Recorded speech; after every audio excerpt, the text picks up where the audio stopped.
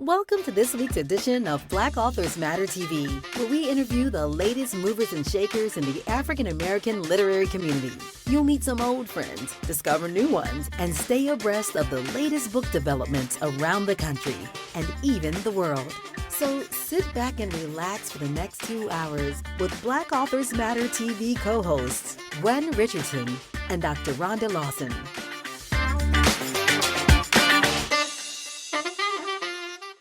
Good evening and welcome to the latest edition of Black Authors Matter TV. I'm your host for tonight, Gwen Richardson, and my co-host, Dr. Rhonda Lawson, will be joining us shortly. A few housekeeping notes before we bring on our first guest. One thing I want to do is adjust my seat a little bit. Let me see. Okay. Sorry about that. Those of you who watch the show know every year we do an award show, and the voting for the nominations for the finalists started yesterday. So if you follow us on Facebook, which you should be, there's a link to where you can vote. You vote for your favorites. There's no fee or anything. The whole process is totally free. But for all of the guests that we've had on in the last year, what we do is all the guests are included in the first round of voting, and it's 15 categories. And at the end of the voting process, which is about 2 weeks, then we close it out, we count the votes, and there are 5 finalists in each of those categories. And those 5 finalists will be included for the award show in May. So we'll be talking about it some more as the time goes on next week, and I think it ends the last week in March for the voting. But also, if you want to be a vendor at the National Black Book Festival in October, we're already at 60% capacity, so the slots are going fast.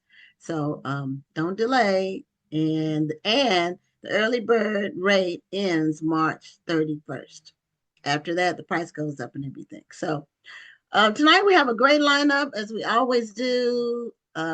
We have 2 people who are repeat guests and 2 who are new to the show. And the first 2 are both new to the show.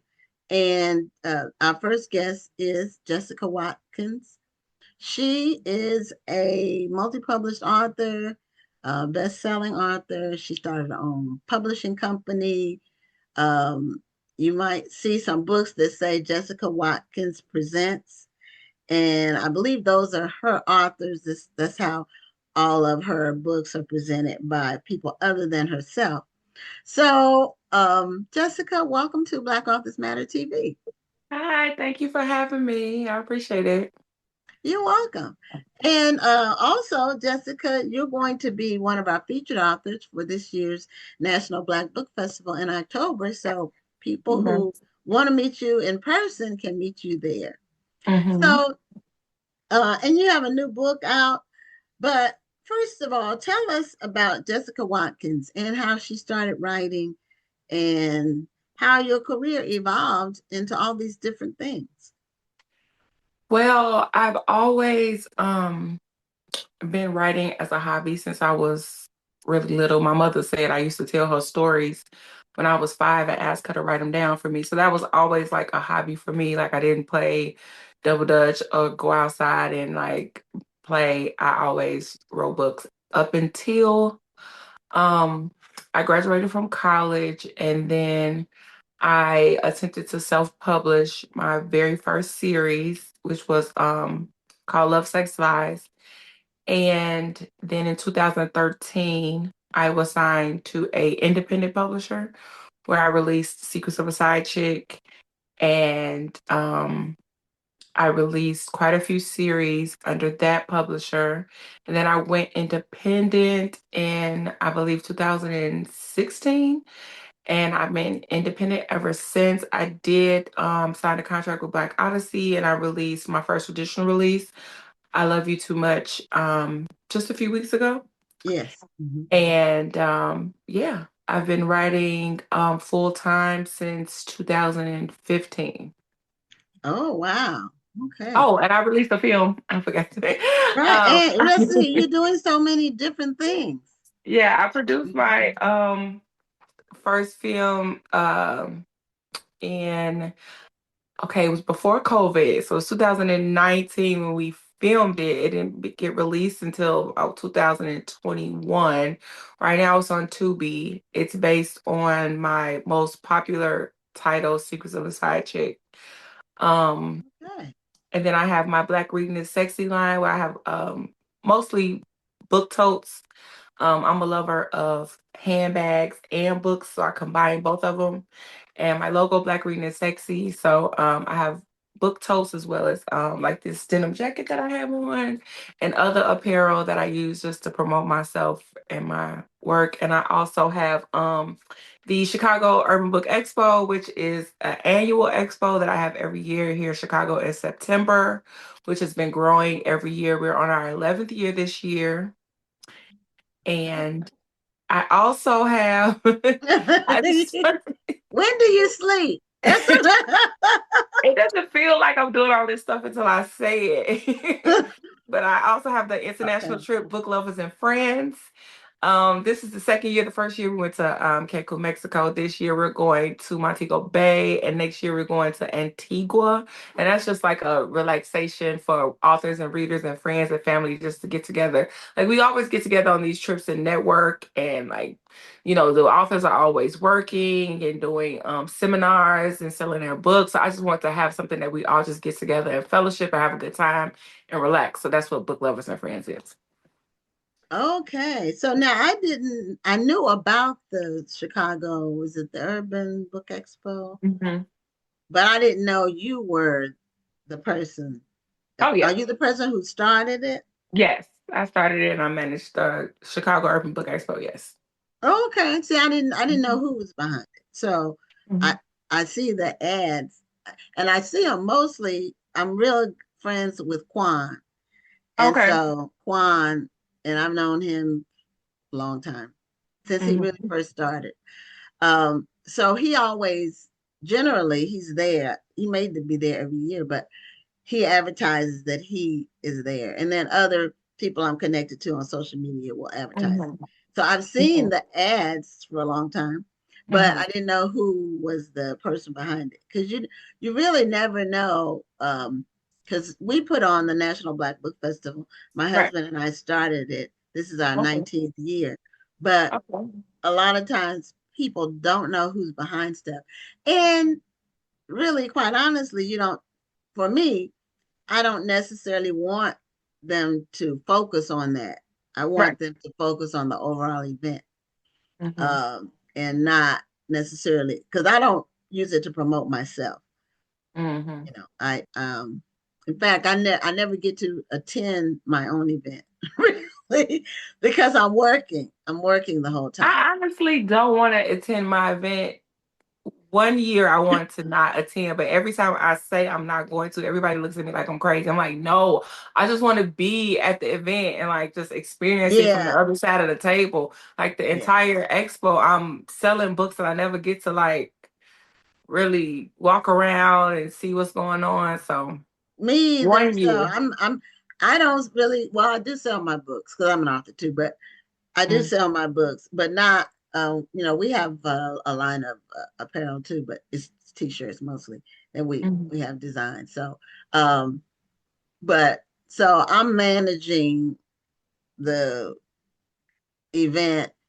I Mm-hmm. have other managers that manage different aspects, but I Hmm. like to stay in one place. So if there is a problem, they can find me. Right. So I end up not being able to attend, walk around and go to tables or pop into the seminars or panels or any of that. I don't. But maybe one year I will. Maybe this year, maybe I'll think about just doing one thing each time. Then I can condense it because there's no way I could, be at all the different places because it's a lot of moving parts. It is. So yeah. So does your event is it mostly like the urban fiction genre or is it multiples? Well, I we we cater to all things Black books. So we have children's books, we have Christian books, we have interracial romance authors that come. Um, Okay. we just center around African American authors. It started as the Chicago Urban Book Expo because I did initially have mostly urban fiction authors, but we expand to all genres. Okay. Yeah. Mhm. So, one of our viewers said that you are a great host. Oh, thank you. I try to be. I Yeah. try to be. I'm glad you feel that way. Yeah. She said that your team is amazing. This Oh, is thank Social you. Book Club. And then uh Tony Bonita, who I don't know if she's been to your event, but she's an avid reader and book reviewer, and she told the audience to attend different book events to network because there's nothing like meeting the energy of meeting people who Mm, love books and write books and are all about books. There's a certain vibe to it, and yeah, it's not something you can get online. You right. can't we have our show. We've had the show. This is our 6th year. And we started the show because of COVID. We couldn't have our event. Oh, And okay. then we kept the show. The show was such a success. We have just kept it going. And so it's a good enhancement to what we do. We're able to uh, Mhm. showcase new books that come out, new authors, established authors when they have a new release. We have book clubs on, we have uh, book reviewers, we have publishers, marketers, anybody in books, anybody in the industry. Mhm. So for your books, how many books have you personally under the name author Jessica Watkins? How many have you I done? published like I've never counted. It has to be hundreds. I've never counted. I should count one day. But yeah, I've been publishing since 2015. So yeah, it has to be hundreds at this point. As far as other authors under my company, it's probably hundreds. For me, I have about, yeah, I'll stop counting mine too. I think I have about 60 now on Amazon. Okay.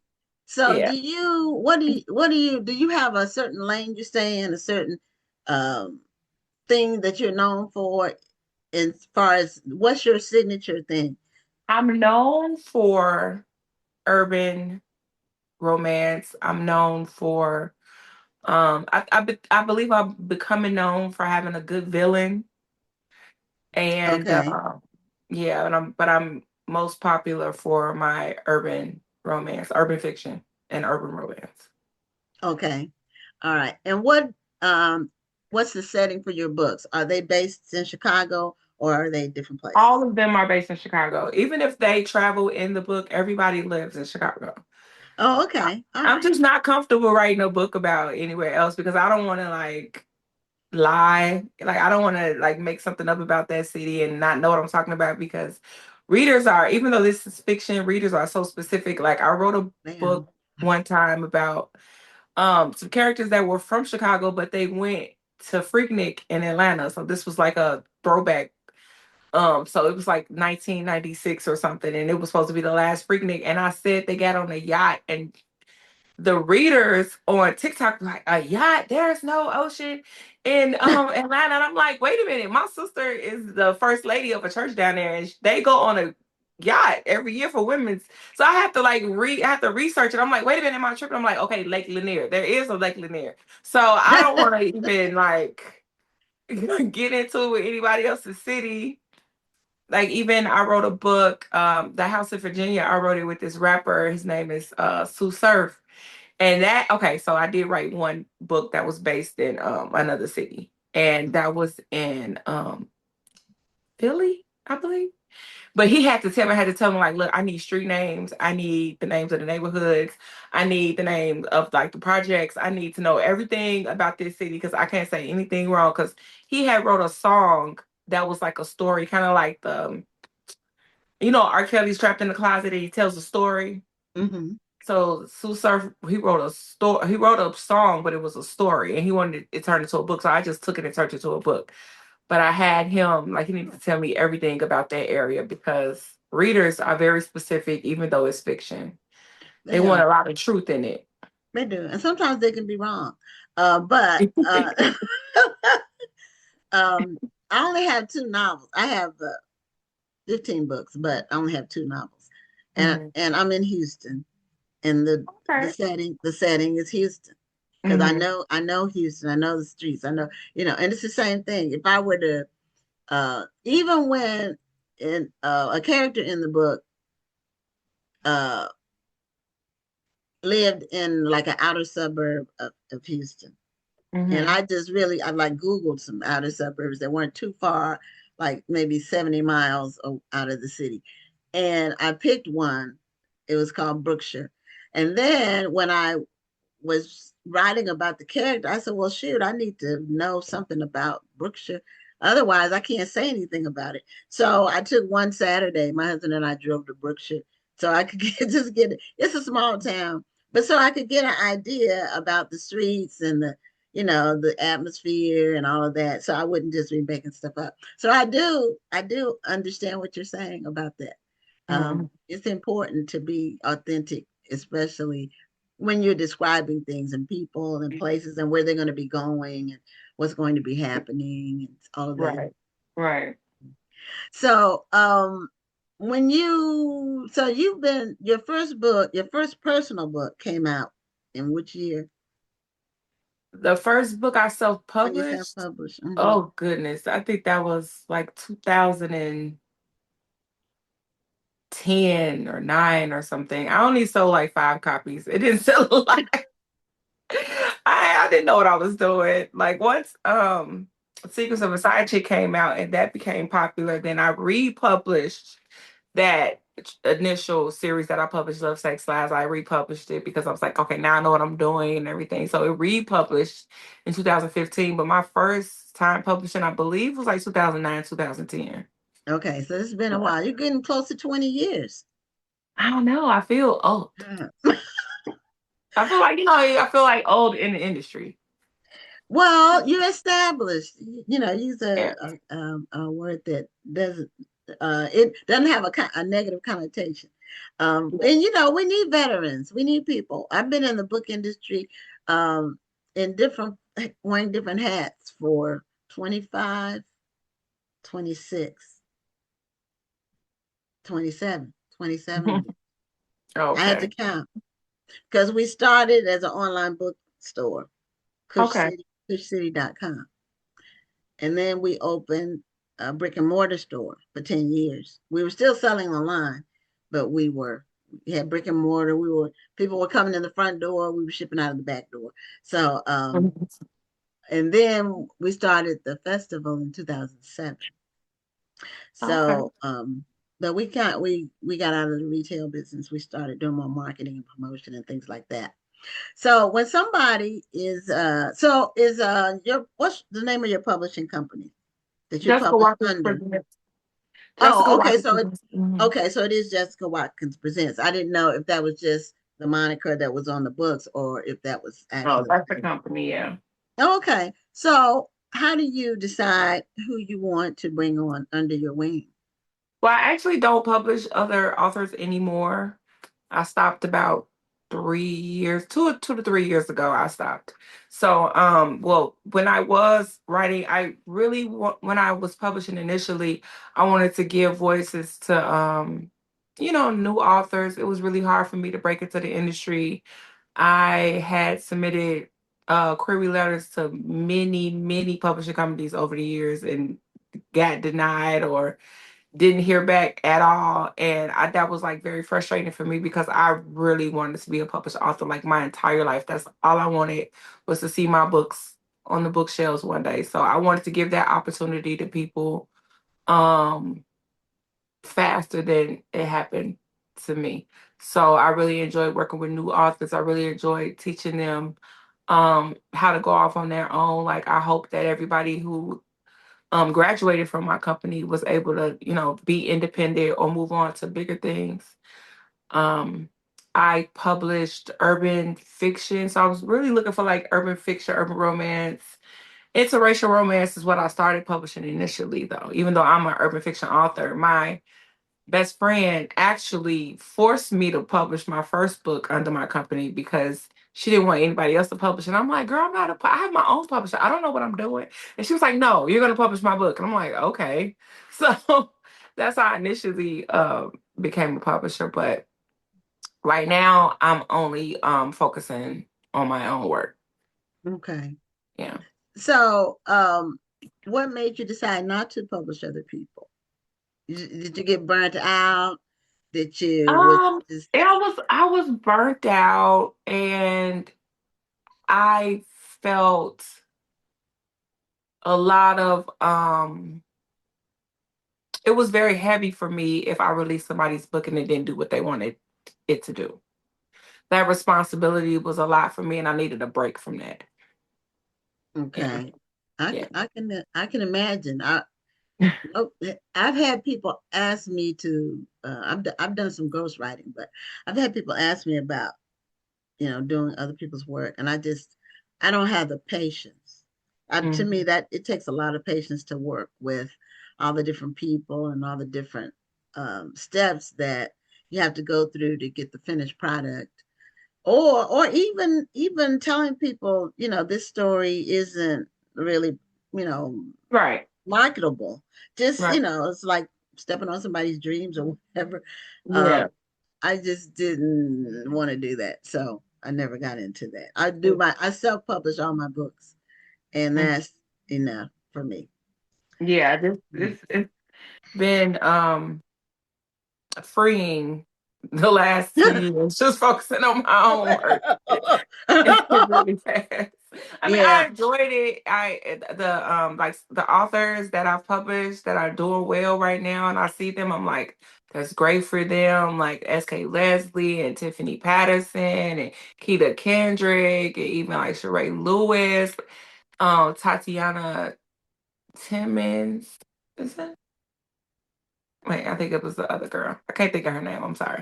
But I guess Mhm. a couple of them that are doing like really well still. I'm like, that's great. And I'm happy that I was able to like be a part of the beginning of their careers. And like, if I was to do it again, it would have to be with somebody who's like very dedicated because my specific genre is that industry is oversaturated. Like the urban fiction, urban romance, like that whole industry is oversaturated with titles, and you have to do a lot of work to stand out amongst those readers to get the success that you want. Like if you only care about just having a published book and being able to say like, okay, my book is for sale, my work is out there, that's one thing. But if you want to be like successful, and a lot of people see other publishers and they're like, okay, I want to do this full time, or I want my own company one day. Like it takes a lot of work, a lot of rejection, a lot of negatives. It's a lot. Mhm. You have to be a marketer. You're not just an author. You have to be a Right. marketer. You got to be a graphic designer. You got to be a promoter. You got it's like you got to wear all kind of hats. It's a lot of work. Yeah, or you have to pay somebody to do those, which is extra Or pay cost. somebody to do it. Yeah. Yeah, it Yeah. has to be done. Um, Mhm. yeah. So, um, yeah, I get it. I asked Kiki Swinson the same thing. Well, I Mhm. asked her, did she think she was on the show in, I want to say November, this past Mhm. November, and I asked her because I got the feeling that the urban fiction genre was oversaturated, and I Mhm. asked her that, and she said yes. And I don't. It's not a genre that I read. I read. To tell you the authors I have read in this genre, it's only two really. Quan, I've read some of his work, Mhm. and Tracy Brown, who's Mhm. passed away. I read several of her books, Mhm. and but I just felt like uh, as a reader, my favorite genres are historical fiction and mystery thriller. Those, but Mhm. I felt like I was seeing the same theme, same cover, it was same plot. Uh, you know, even the series were like, My Side Chick Hates Me, part one, part two, three, and four. I just felt Mhm. like it was saying the same themes of, and I wondered for readers, was it getting repetitious? Like Well, I even the think covers look. that the covers and the titles might seem a bit repetitive. And so that I can't speak for anybody else. I can only speak for myself. Like when I initially started, like the books I published at first before I got the independent publisher, the ones that only sold like 5 copies, the Love Sex Lies series, those books were titled like Thou Shalt Not Keep Me Wondering, Love Drug, like very like cutesy African American romance contemporary titles. Nobody bought those books. Nobody touched them. But as soon as I released Okay. Secrets of a Side Bitch, everybody was oh, and it went viral, and everybody was Okay. mad, and everybody talking about it on Twitter. So it's Uh, like, okay. so to the defense of our genre, like you have to. It seems like, well, back then you had to establish yourself first before you could throw out something that's not so repetitive. I try not to be it's from a publisher standpoint, as somebody who is making a living from this. Like, this is how I pay my bills. Like, a lot of people like, no, it's your art. Like, do it comes from the heart. But no, like, if everybody is buying hamburgers, I'm gonna make a hamburger. I'm not gonna sell tacos. I'm gonna sell hamburgers. Like, that's what you're supposed to do. But when I think you say you like more historical fiction, things like that. But a lot of urban romances, like once you get into them, a lot of them dive into um different topics that you really don't expect. Like a lot of people, like a lot of my books talk about mental illness and family trauma and different things like that. So Okay. even though they might be titled kind of far fetched, I think a lot of us have a lot of deep, heartfelt content inside the cover. Okay. Well, it was, and it still sells. Yeah. Uh, it went when it first hit the scene, and that was when we had our store. That was during like 2006, 7, 8 in there when it first like took off. Mhm. And it was a new thing, kind of. Even though there were other street stories in the past, but they weren't considered urban fiction. It wasn't considered to be a genre per se. You Okay. know, it was Yeah. like an author would release, I'm just for the sake of example, Iceberg Slim and when his books Hmm. were out. That was kind of like urban, but it wasn't Hmm. called that. It was just his books, you know. Mm. Or Uh, street lit. Yeah. yeah, they didn't even call it that. Oh, It was okay. just his books, and they were very provocative, interesting. Um, I'm Mm. reading some of these comments. Uh, and she said, I cannot read the genre book after book, like urban fiction. She can't read like every book that she reads. She couldn't do that. Oh, But I okay. think, but she also said it depends on the author. So, everybody has their own style, Mhm. and it's all about telling stories. Mhm. Yeah. So now Yeah. we only have like a minute or two left, but tell us about your new book and what it's about. And do you have a copy of it where you can show the cover? Well, I think you're referring to I Love You Too Much, which was my Yeah, traditional release. It yeah. released a few weeks ago. It's available on basically everywhere books are sold. Black Odyssey released this book. It is a second chance romance with a lot of suspense. I have a character named Damar who is um he's a narcissistic character. He's very controlling of his wife. She is very submissive, very docile, but she is her heart belongs to her childhood sweetheart. But he was rough around the edges. Her parents were very religious and weren't in support of that relationship. So she went ahead and married Damar. Um, she doesn't know all of the things he's doing in the background to be controlling, and he is having an affair with her best friend. So all of those things, those things come to the surface, and in attempts to keep his wife, he does a lot of outlandish things to keep her. So I can't say what he does, so I don't want to tell the story. Right. You don't want to do a spoiler, but Right, right. yeah. And at the same time, she is fighting these feelings that she has for her childhood best friend, who eventually does come to the rescue and saves her from her husband. So, Okay. Second chance romance. mhm. Okay. Well, Jessica, we're at the end of our time, but thank you so much for being a guest on the show. I look forward to meeting you in person in October at the So, National thank you Black. for inviting me. Houston is Oh, my favorite city, so I was so happy to get that invitation. oh, okay. Well, we are looking forward to you being here, and we'll have your books available, some your most recent books, and as well as some backlist titles um, Okay. available for sale and signing. And so we'll be in touch about that. But congratulations on all of your success in your career. Thank you, thank you, thank you for having me. Okay, you have a great night. Bye. Okay, bye bye. Okay, well, I did hear from my co-host Dr. Rhonda, and she's having difficulties. Let me see if she's going to be able to come on at all. She said her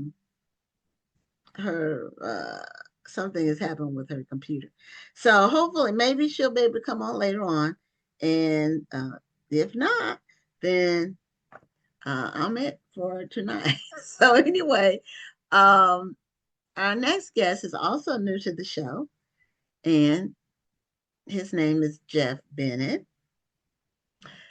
And he is with PBS NewsHour and also a published author.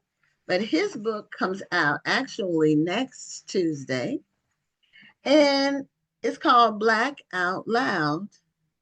And it talks about the history of Black comedy. So, Geoff, it is pronounced Geoff, correct? That's right. Yeah, and Okay. it's good to be with you. Thank you for the invitation. I appreciate it. Oh, you're welcome. Thank you for being on the show. As a matter of fact, one of our company's oldest customers, um, told me about your book Okay. last week. I already knew about it, but she didn't know I knew about it. And she heard an interview you did on NPR. Uh-huh.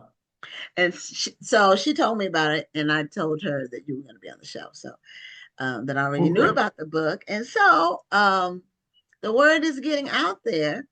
And as an author. Now, do you have other books that you No, this is my first book, my debut book. and do you have a copy of it to show our audience? Do you have a copy of the ARC or the Galley cover? Not down here. No, not with me. Okay, well that's Uh, fine. But it's yeah, called Black Out Loud, and it focuses on Black comedy. Now, what made you uh, select comedy as yeah, this is your first book? right. What made you decide I want to focus on Black comedy? Yeah. Well, it's interesting. I've covered national politics for 20 years.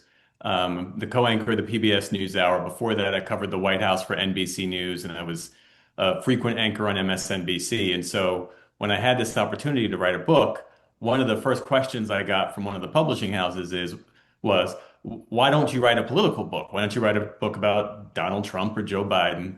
And my response was, when you write a book, and you know this, it's the thing you're thinking about when you wake up. It's the thing you're thinking about when you go to sleep. It consumes so much of the space in your brain. And I didn't want to have politics take up any more space in my brain. Than it And I wanted already to had. focus, yeah, I wanted to focus on cultural coverage. And the Okay. book really began with a lingering sense of curiosity. And I was born in 1980, came up really in the 90s. And the thing that I was thinking about, especially watching how my teenage son consumes media on his phone, and it's all short clips, was, I grew up in an era where there was Martin in Living Color, Living Single, A Different World, Cosby Show, all on the air at the same time. It wasn't as if there was one breakout hit. All of these shows were on the air, competing, cross-pollinating, really pushing the culture forward. And so the question I had was, how did that happen? How did you have all of these young black creatives have the access, the agency, and the money to be able to front those shows? They just weren't starring on those shows. Well, they didn't own them. They created those shows. They had ownership of them. They were creating depictions of Black life. And so for Black folks watching, what you saw were different versions, different visions of Blackness. And that was huge. And so what I really wanted to do was unpack that moment, how we got there, what it meant for those shows to be on TV for as long as they were, and then how it all unwound. So the book is in many ways an oral history. So I talked to Barry Diller, who launched Fox Broadcasting Network, who created the environment for those shows to exist. I spoke to a number of the actors and showrunners connected to those shows about their experiences. And then, as I started doing the interviews and the research, approaching this like a journalist would, I realized that I couldn't tell the story of the 90s without telling the full history of Black comedy in this country. So the book traces its start all the way back to minstrelsy in vaudeville and works forward through, Red Fox and Moms Mabley and Flip Wilson and Richard Pryor all the way through the 90s. And so it's a complete cultural history of Black comedy in this country. Oh, okay. Now the minstrel shows, a lot of them were blackface. They were white people Yeah, that wore blackface. yeah.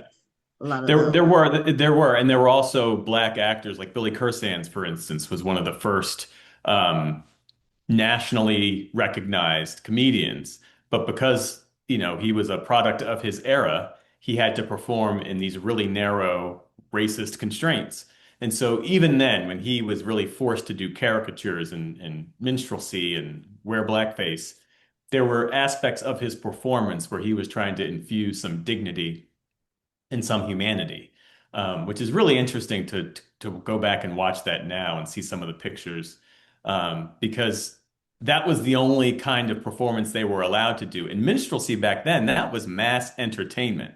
That was as if, you would turn on the TV now and watch ESPN or watch, Lifetime movies or whatever. That at the time was what people were doing and what people were watching was either white folks with black cork on their face or black folks with black cork on their face mocking what they perceived to be Blackness. Mm. Yeah, and then well, also in the earlier days of television, well, that would have been vaudeville, but in the early days of television, there weren't that many competing shows, so Hmm. there weren't there were only three networks, and so it's not like now we got a gazillion stations, channels, all kinds of Yeah, channels. yeah, So when families watched things, there were millions of people. It might be a third of the country watching something because it yeah, was so yeah. limited. Excuse me. And that's worth really emphasizing because, yeah, to your point, these shows that I mentioned, they weren't just popular with black folks. Had that been the case, that would have been great. But they were popular across the board. The Cosby Show was number one for years. A Different Mhm. World was number three. Cheers was number two. And then you add to that Martin and Living Color, Living Single. Arsenio was top rated in late night. And so all of this was happening in the 90s. And the question is, why? So Barry Diller, who started Fox Broadcasting Network, told me that he knew that Fox had to be different from the big three. ABC, NBC, and CBS in prime time, he said, the sitcoms they were putting on the air were fairly indistinguishable, and he wanted Fox to break out. So the first pilot he greenlit was a show called Not the Cosby Show, because the producers of this show knew that they had to be the antithesis of what the Cosby Show was. And that show went on to become Married with Children, which was this subversive sitcom that Oh, most people I will remember. remember. I So when remember. Married with Children took off and was successful, that then created the formula for everything else. And that's how you get a Keenan Ivory Wayans, who created, obviously, In Living Color.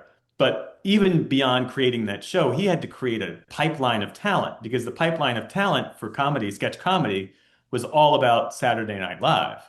And In Living Color was a very different show. So he had to go find actors and comedians like, Jim Carrey and David Allen Greer and Jamie Foxx and, don't forget Jennifer Lopez and Rosie Was a Perez came off dancer. that show as dancers, as flat Mhm. girls. Yeah. So, I mean, there's a legacy to these shows too. Now, the Living Color was in the 80s. It was It started before. it started in the 90s. April 1990 was when that show It, came on the air. are you sure about that? Because I Uh-huh. remember Yeah. watching In Living Color in like the late 80s. The one they had when they had Louis Farrakhan as the reign of Khan. Some of the sketches was just so hilarious. Yeah. I'm not. I think it was the late 80s. I No, think I've done the research and actually it's been you copy edited back sure? and forth. It was April 1990. It was when a Sunday in April 1990 when that show went on the air.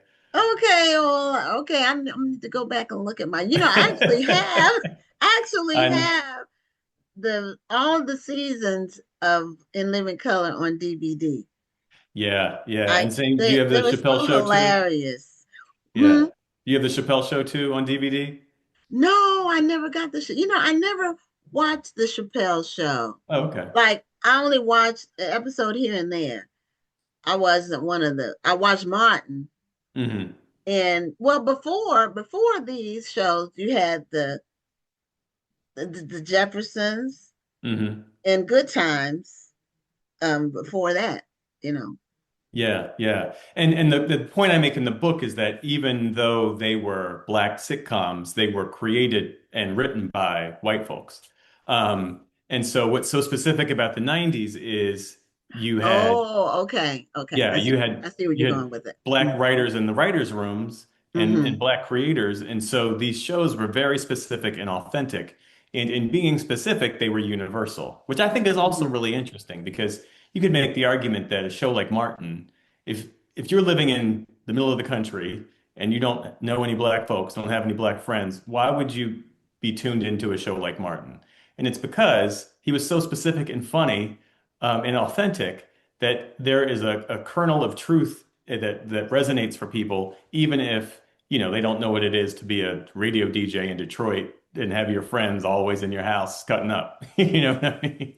Yeah, the 90s shows were because they were written by black people, the creators were, they were less prone to being stereotypical, Hmm. you know.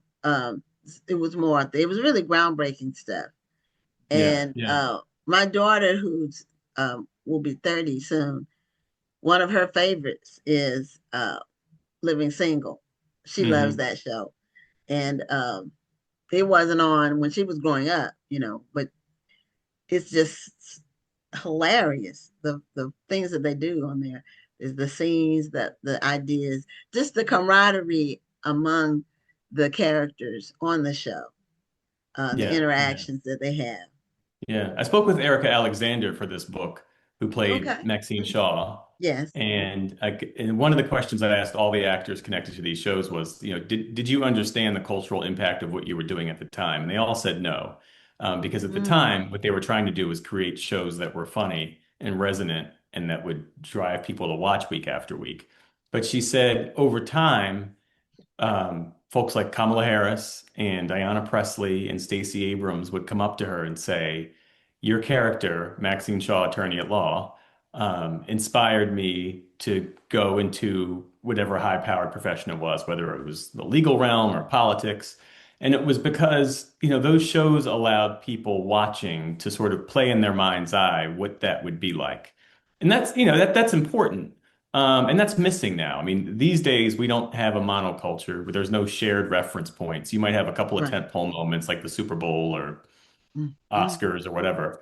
But for the most part, people are in their silos, doing their own thing, watching their own thing. You don't have families sitting down for a half hour, Right. watching these shows and then talking about them the next day with their friends or their work colleagues. And I think that's missing from our culture, and we pay a price for that. Mhm. Yeah, I would agree with you on that. Um, I shows used to be clean, you Hmm. know, when I was growing up, the whole family would sit around watching shows, and everything was clean. There was no Hmm. profanity. There was no sex. In fact, the even the shows where people were married, where there was a married couple, they didn't even sleep in the same bed, and they would be fully clothed. So, they would be head to toe, from neck to Right. toe. So, but the family sat around and watched. And from what I understand, before television, with radio, that happened too. Hmm. You had the whole family sitting around listening to the radio. Yeah. Now, Yeah. do you cover movies? Do you cover films from like No, what? so I covered, so with the News Hour, we covered the full range. So for the most part, I've covered, for most of my career, covered national politics, covering the White House, Congress, Supreme Court. But over the course of my work at the News Hour, we also do a lot of arts and culture coverage. So interviewing, actors and producers and authors. I do a lot of interviews of authors. And so my work really straddles hard news, covering hard news and political everything. Now it's the war in Iran, with the cultural coverage. And one of the takeaways from this book is that, especially we saw this with diversity policy, where diversity policy and DEI has been rolled back. One of the arguments I make in the book is that culture culture and politics move at different speeds, and there is a durability to the way the culture can move the country forward that does not exist with our politics. So I say all that to say, as we just saw with the unraveling of affirmative action and DEI, politics can be debated, policy can be unwound, but culture has a way of seeping in. So when you do have 20 million people sitting around their television at home with their families, watching The Cosby Show or watching A Different World or watching A Living Single, and seeing all these different depictions of Black life and Black joy, Black ambition, aspiration, comedy, that seeps in, and it really, I think, shifts the American imagination. And it's harder to unwind that as opposed to specific policies that can be undone at the snap of a finger. So that's the other sort of takeaway with this book, that the way the culture moves and our cultural products, whether they're books or TV shows or movies, that stuff really matters. And sometimes it gets scoffed at, sometimes it gets viewed as secondary, especially for folks who cover the news, other journalists, because they're always sort of focused on hard news and political news or foreign affairs. But I really do think that focusing on what's happening in our culture matters too. And this was a book that hadn't been written, really. No one had ever really looked at the 90s Black sitcoms in terms of their cultural impact. And that's what I sought to do with this book.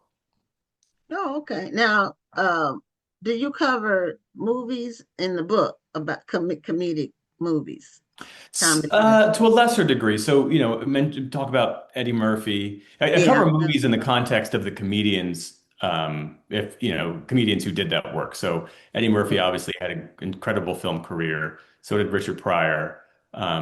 Bill Cosby to a lesser degree. Um, of course, Will Smith and Martin Lawrence were box office stars with Bad Boys. And the story about how that movie came to be is in this book too. But the main focus is on television. Oh, okay. So, is it's Fresh Prince in there?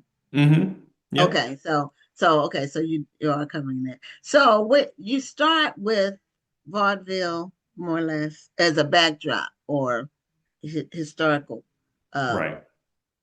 beginning for it, but then most of the content of the book is about the 90s because of the creative side of Right. Right. So it it. start with vaudeville and minstrelsy and then push forward. So from there you get to, Billy Kirsan's Mom's Mabley, Hattie McDaniel is in there.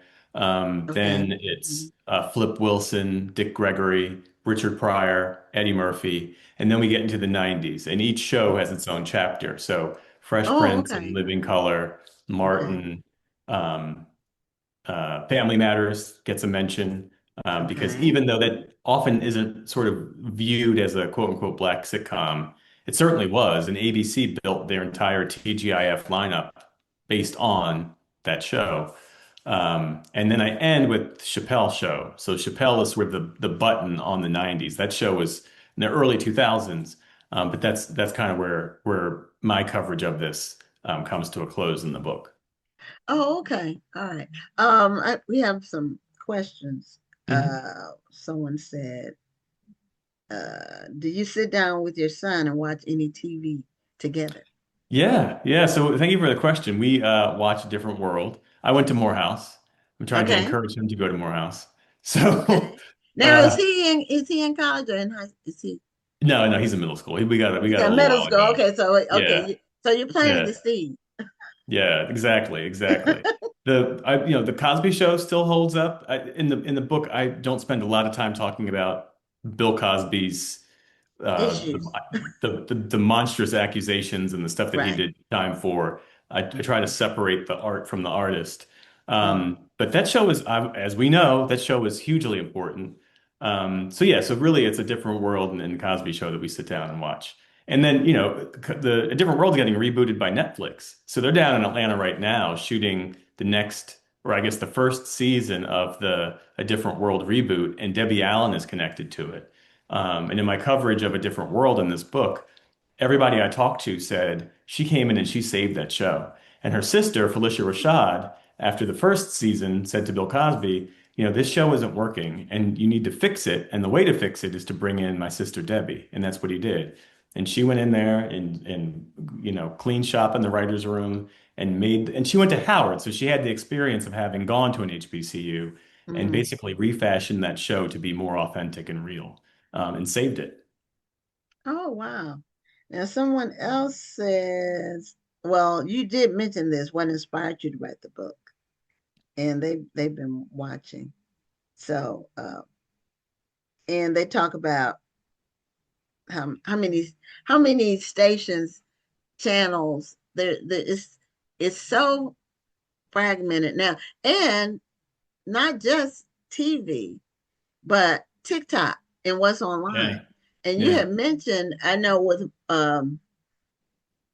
my stepson's children are, they're 13 and 11, Mhm. and they spend a lot of time just watching like shorts, Yeah. reels. It's like 5 minutes is too long, and they don't really watch movies that much. hmm I know. So I It makes wonder me what's, sad. yeah, I wonder what's gonna happen to Oh my to goodness. them in the Yeah, future. I had to sit my son down and make him watch Coming to America because I was like, you need to understand first of all the classics, Yeah. but if you also have to understand what it is to create a story, to craft a story, to even craft a joke.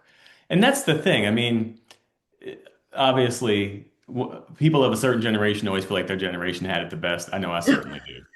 But what we've lost with everybody on their phones now is you have potentially 8 billion storytellers because everybody on the planet basically now has a phone. Everybody can hold their phone up and tell their story and hit upload. But what you're missing is quality control. When you don't Mm. have that gatekeeper system, when you don't have a studio system, when you don't have a writer's room where people are sharing ideas and literally, writing ideas on a whiteboard and figuring out how to come up with either it's like a sketch comedy or maybe it's a scene for a sitcom, working together collaboratively to put that together, to test it out in front of a live audience, all of that creates a better product as opposed to me just sitting in my room talking to my phone and uploading it. Now, there is some funny stuff on YouTube Shorts and on TikTok. Certainly there is. But there's something to be said about a a process where you have, seasoned writers and seasoned actors and actresses who do this work together and put it on TV or put it on the internet or whatever. And it's quality work that sort of boosts and pushes the culture forward. That's what I fear that we're missing with everybody on their phones doing their own thing. Yeah. Also, with the algorithm, uh, you're more likely to see the same things over and over. Right. That algorithm, and I've been, uh, I would say, a victim of it. You watch one thing you see some you see the thumbnail or the still, then you say, okay, well, this looks, what is this about? Then you click it, and then everything that's similar, and then you just get like flooded with everything, which means you really aren't getting any kind of balance or Hmm. even just variety. Yeah. Where's the variety in that? And it really does. It's really like the absurd gets promoted now, Yeah. or people are monetizing other people's uh problems or downfall or mistakes. You take somebody's a video of something somebody did that was really not good, it wasn't good for them or just bad all the way around, then you post a little comment and then you put it out there and it goes viral, and then that person's mistake becomes a monetization for somebody else. Yeah. No, It's kind it's of a like crazy really system. absurd. But Yeah. And it's I don't know especially a problem when it comes to news. If you're getting for your sure. news off of social media, what ends up happening is you end up in an echo chamber and you are Yeah, seeing things that reinforce what you already believe. And right. that's not good at all. No, and Yeah. then now with the AI, there's a lot of news that's not even real. It's Hmm. totally made up.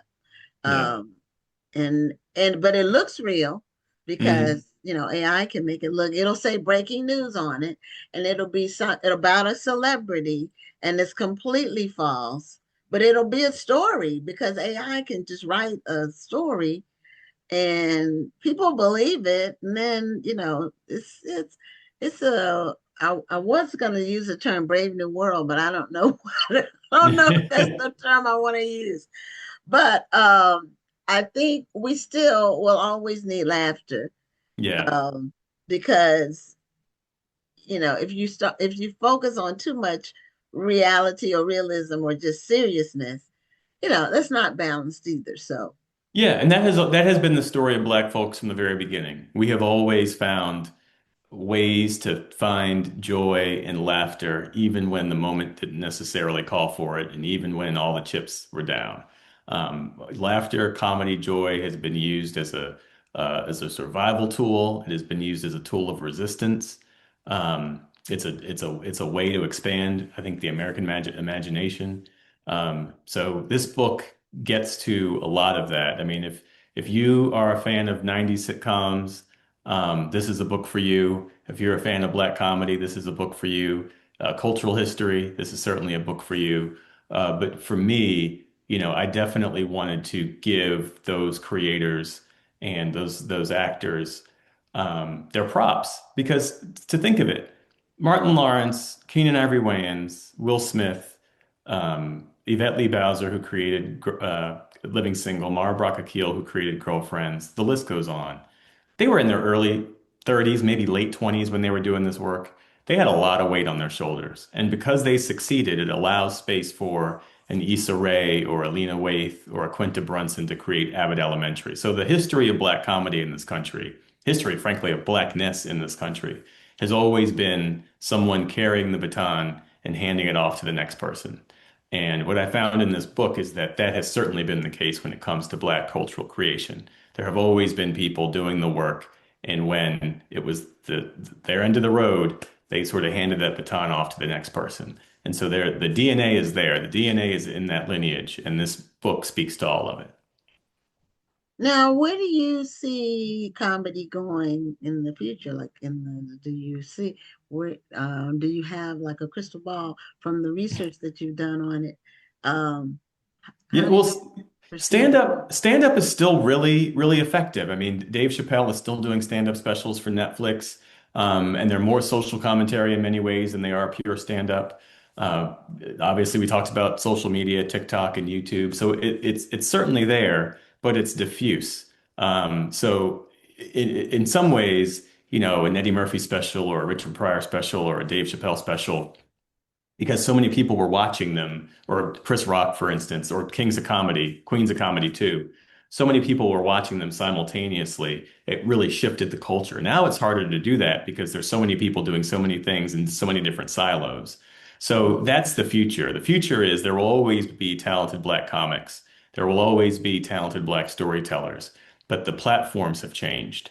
And so in some ways it gets harder to find those people and the voices become more diffuse, but the work is still there and the work is still good. It's just harder to find. Okay. Well, the book is called Black Out Loud, and the author's name is on the screen, Geoff Bennett. And go check it out. It comes out next Tuesday. Let me see. Next Tuesday, but you can pre-order it now, and it's actually in some bookstores already. Oh, okay. Yeah, All right. yeah. So please support and please pre-order and buy the book, Black Out Loud. And I'm doing a book tour too, and you can go to Okay. blackoutloudbook.com, and all my tour locations are on there. Okay. Where are you starting? Starting in LA, and then DC, New York, Philadelphia, and ending in Atlanta for now. And then we'll do some more in early April. Okay. And are you based in the DC in In DC, DMV? yeah. Okay. All right. Well, thank you for being a guest on the show. Of course. Congratulations on your first book. Thank you. And thank you so much for your And interest and support. I appreciate you. oh, you're welcome. Have a great night. You too. Take care. Okay. Bye-bye. Now, one thing about having a live show is that anything can happen. So, our third guest has not logged in. Rhonda is not here. I know that the final guest will be on. So I am going to see it's live, so I have to try to do it while you all are look. I'm going to try to see if I can reach the guest, because this is unusual. Because what we do is we communicate with each guest four different times before they appear on the show, and that's why we have very few no shows. So I'm not sure what's happening with this particular person, but I'm going to see if I can find the phone number. And the third guest is a bookstore owner, and she's been on the show before. She was on the show a couple of years ago when she opened Harriet's Bookshop, which is in Philadelphia, and she has a book out about her experience with the bookstore and like a memoir. Her name is Jeannine Cook, and she just logged on. Praise the Lord. So anyway, because I was trying to find a number. So anyway, we welcome Jeannine Cook back to Black Authors Matter TV, and she is not only a bookstore owner. She came on before as a bookstore owner. In fact, she was during COVID, what caught our attention, she was delivering books on horseback in Philly. That's what really, she got like national news coverage for that. And so now she has her memoir that just came out. It's called It's Me They Follow. And welcome back to Black Authors Matter TV. We want to unmute your mic so we can hear you. Hi, hey, thank you so much, Miss Richardson. Thank you for the invite. Thanks for your consistency and all you've been doing. And you really, I mean, it's such an inspiration what you're doing for authors. So thank you. I appreciate you. Well, you're welcome. And congratulations on your book, your memoir. Now, do you have a copy of your book handy? Oh, nope. No, you don't. Okay. All right. Well, it's called It's Me They Follow. Well, so it's two books. There's It's Me They Follow, Two and then there's also Shut Up and Read. Okay, so Right. how? So It's Me They Follow was a novel that came out in October. And then Okay. Shut Up and Read is a memoir that came out last Tuesday. And the way that it worked was HarperCollins, Amistad HarperCollins, they gave me a two-book deal. And the two books kind of speak to one another. One is a fictionalized story of the origin of the bookshop, and then the memoir is kind of like the present, like where we are right now, with the bookshop. Oh, okay. I'm Yeah, okay. and they kind of speak to each other, you know? Okay. Well, they came out so close together too. Yes, that's what That's everybody unusual. says.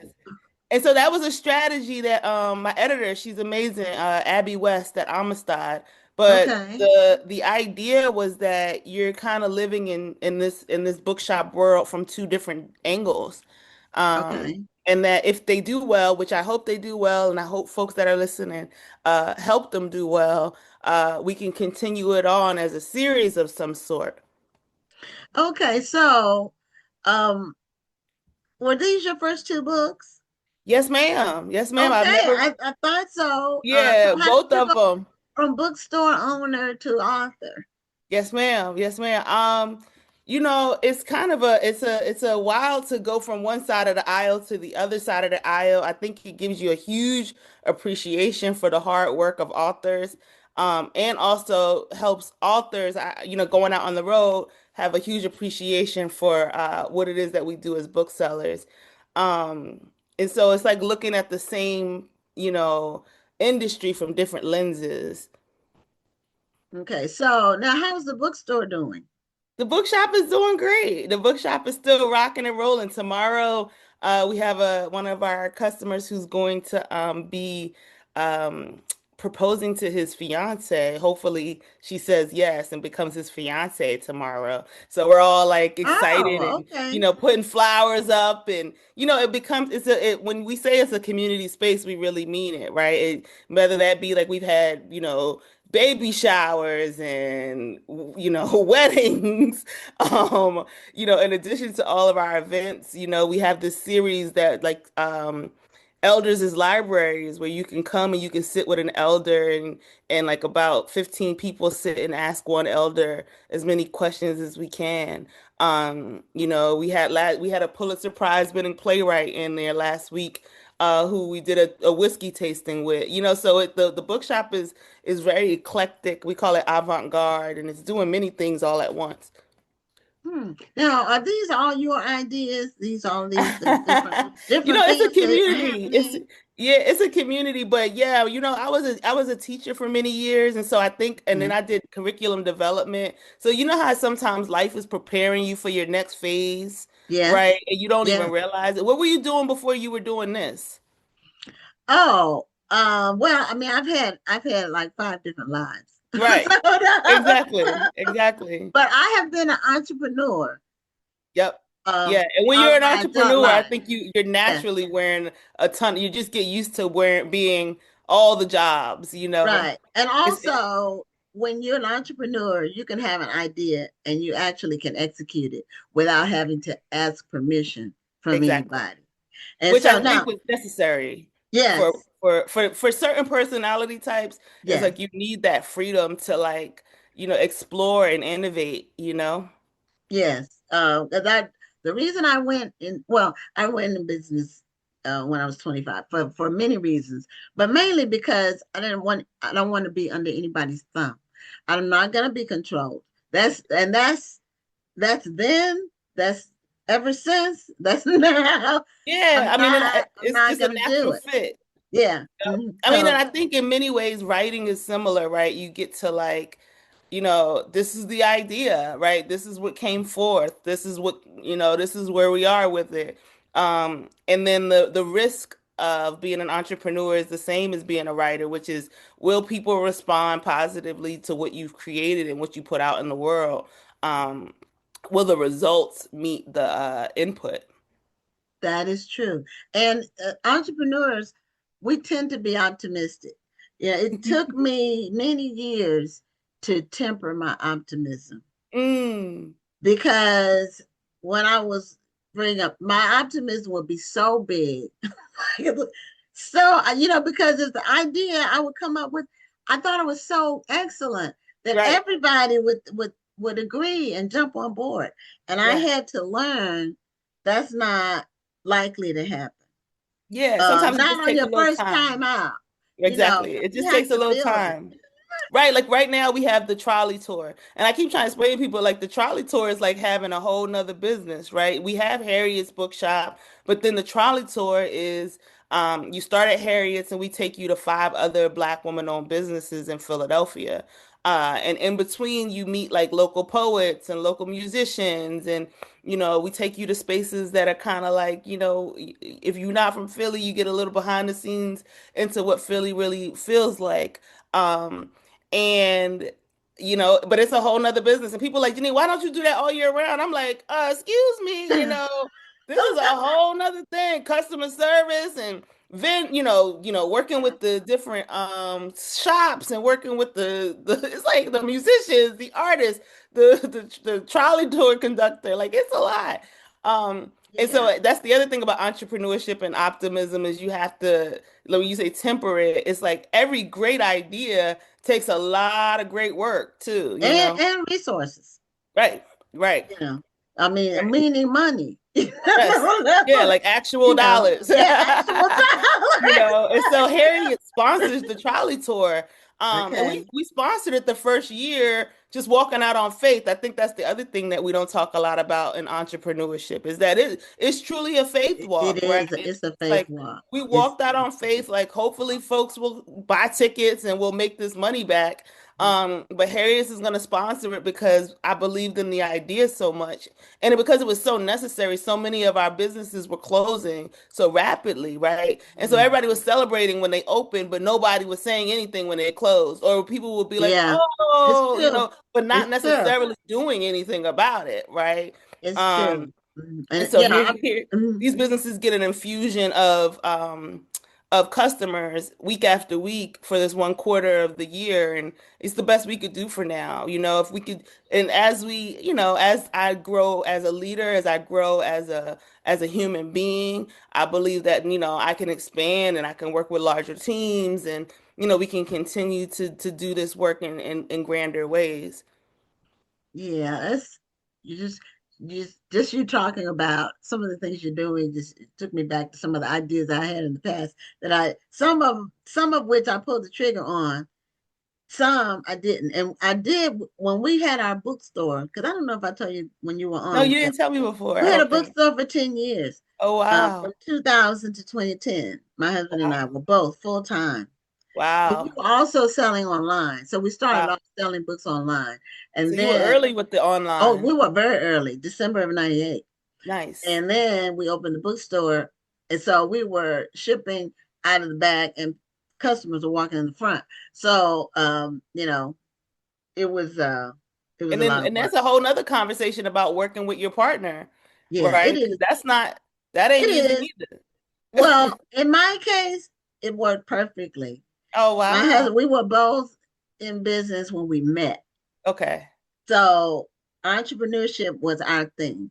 Okay. He's retired now. He's 10 years older than me, but Okay. he was on the tech side. So when we started online, he handled all the tech part.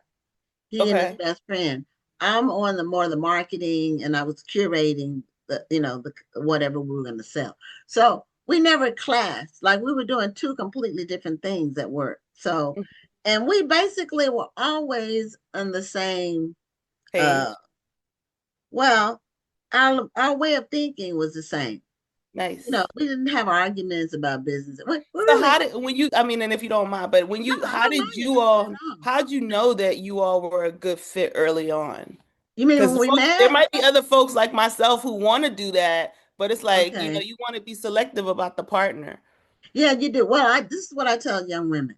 I don't know about men, I know about women. Because Yes. I was married before. So Okay. when I had my first business, I was married to my first husband. Okay. He was a drain. He didn't help me. He didn't support. He thought, okay, she has a business. We have money. He Go for yeah. And yeah, it. go. So you can't have somebody that doesn't support what you do. It's better to be single Yeah. than to have a husband, especially because a boyfriend is not like a husband. Because a Right. husband, y'all are together legally, y'all are connected. Now, you know, God gave me the foresight to never have his name on the bank account for Wow. the business. So, and that was a blessing because if that were the case, he would have drained everything and it would have just gone under. So after him, because I had my first business at 25. So after that was a disaster. It was short term, but it was a disastrous relation. He was not ready to be grown up, and he was 4 years older than me. So that's what we see. My husband, now that I've been married to for 33 years, he was 10 years older than me because I said, you know what, 4 years is not enough. Right, right. Like, Because I was always a mature person. right, I'm about to So I say, knew because what I want. you might be at one age in on paper, but you might be a different age in your Right, mind. in mindset. And so he never grew up. It's like he thought he lived for today. Not, he never planned anything. So anyway, if you're going to be in business as a female, you either need to just be single, or you need to be with somebody else who understands the importance of being in business.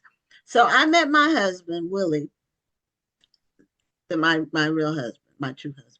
If I hadn't moved to Houston, I would have never met him. So my first husband, he was the reason that I moved to Houston from DC. I had no plans to do that. But he just all of a sudden wanted to move. Saying that was my first red flag. He never had any plan. He never planned anything. But anyway, that's what got me here. And so I met my husband at a business conference. So we were already at a place where we both were in alignment with our thinking. And then in one of our early conversations, you know how you ask a man, well, what are you looking for in a mate? The first thing he said was, I'm looking for somebody who understands the importance of being in business. So that was all she wrote right there. Go ahead, Willie.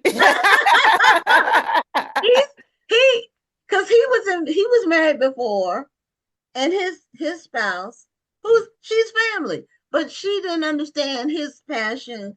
She wanted him to be a corporate, just everything. And when you're in business, it's different. You gotta have. It's not for the faint of heart. You can't be weak, and you have to really be committed to it. It takes serious commitment, and it's a different way of life. So you need to be with somebody who's like-minded. If you all are in the business together, all the better. Some people aren't, and that can work too. But you can't be competing with each other. You have to be together. You have to really be one. And you have to like the person. Not just love the person. You have to like the person that you're with. Because my husband and I were together every day, all day, every day. Now we weren't in each other's faces because we did different things. We were in the same office, not room, but our offices. So you need to either be by yourself and know it, but I believe in relationships and marriage, and I think meeting the right person for you is what's important, but you have to be in the right place to meet that person. You have to be somewhere where you all are like-minded. So generally a club, I never met anybody decent at a club, and I don't know if that's okay. That was for me. That's not where you meet them. That's not. Most of the men in clubs are married or they're in relationships trying to do something on the side. They're not genuine. That's been my I like the wisdom. Share the wisdom. Let me say that. That's my experience. We need the wisdom because I think like there's certain times where, so I got a chance to interview Alice Walker when her journals were coming out. And one of the things that I asked her, I said, you share a lot in these journals. Like this is like, you telling us about who you had crushes on, who you didn't like, who you had beef with. You talk about your money. You talk about, so much, right? Health issues, mental health issues. And I said, what made you feel like you wanted to share so much of who you are with everyone? And she said, listen, Jeannine, like this wisdom, this life that I've lived should be medicine for the next generation, right? It should be something that we should openly, nothing is off limits, nothing is taboo, because if you can take it and you can use it and apply it, please do. That's the point. And so I appreciate you sharing, because sometimes folks don't want to talk about, like, if you got a solution, give it to us. So we're not out here, like trying to run and run and run to get to the point that you already been to. Yeah. It's when you're a woman in business, it can be challenging Oh, to absolutely. um and meeting people can sometimes it it might seem like at the beginning it might work because a lot of times men are attracted to women who seem to be going somewhere, but then it can be what you always have to make sure you include them in what you're doing because and there are men watching the show. Men have egos, they have to be fed. And if you don't keep that in mind all the time, it causes problems. Mm. So I had a great mother. A lot of these things are, you see your mother. My mother was uh very wise and she taught me how to be a wife. That's what I learned from her. Now, some of the things that she had to deal with, she didn't want us to deal with, and I could see those, and you can sift through and find the what works and what doesn't. But one thing my mother never compromised on were her principles ever. Mm. So, and she was a disciplinarian, but she was very loving, and she created the structure and peace in the home and all of that. My dad was a pastor, and so she was um, you know, a first lady that helped him. But she wasn't like some of the first ladies now where they're trying to, be public themselves and famous. She was a real helpmeet to him. Mm. So, but I learned about men's egos that have to be fed. You have to keep that in mind. These are just real life tips. Teamwork. Yeah, Yeah. you do. You have to. And so, but it is possible and it's so don't give up. You just haven't met him yet. If he's out there, Yeah. but don't waste time with people who are not going to be men who are clearly not going to be it. So that's like a waste of time. It's Right. like blocking somebody who could be your man. Yeah. You Yeah. know. So I mean, it's so funny. My new litmus test. I'm like, well, did you read my book? well, you might say, did you read a book? That might Right. be And I'm just like, because it's like, how could you proclaim to be interested in someone who writes books and not even think to read them? I was like, well, if that's your like, we have to know what we need. That's yeah. the other thing, because I'm an author too, but I wasn't then. So I needed somebody who was responsible. Well, one loved God. That is important because if you love God, there's some things you're not going to do. There's Right. there's a there's a there's some there's a rudder steering you. And so Uh, do you just ask that flat out when you first meet? Or no, how do no, you? you can tell by somebody's conversation. You can talk to somebody for 30 minutes and figure out who they are. So that was number one for me. Number two, they have to love me Mm. and they need to want to just be with me and I'm not gonna be a side chick or not. I'm not dealing with none of that. This is just I'm not. So you have to know what you want. And three, they have to be they have to want to take care of me, be responsible for me. It doesn't mean that we're not both pooling our money, but they have to know they're the person who's responsible for the family. They Mm. have to know that already. Because I can't Right. teach a man how to be a man. Yeah. He has to know how to do that already. And if he doesn't know, he's not the man for me. Mhm. He might work with somebody else. I don't know. Some women want to have to give everybody the facts of life. That's not me. So anyway, we're talking about somebody that your No, book. but it's all good. I mean, I think that's a great segue about a memoir because that's what the memoir is about. The memoir is about life. It's real life. Um, Okay. and it's interesting because the novel came out first and it was fictionalized and it's a love story and it's this and it's that. And the shopkeeper who is the main character is like, running a bookshop, or wanting to run a bookshop, but also playing matchmaker by accident, and so she's also very much into love, and what makes love work and what makes matches sustain, even if she can't figure it out for herself, right? And so it's no coincidence that we're talking about it. Um, and then in the memoir, you find like where the parallels exist and where they don't. I think the love story more in the memoir is the story between my own parents, right? And the ways in which they are able to navigate all of the complexities of what it means to be like young and wanting to have a family and being deeply in love, but also having such different versions of what love means.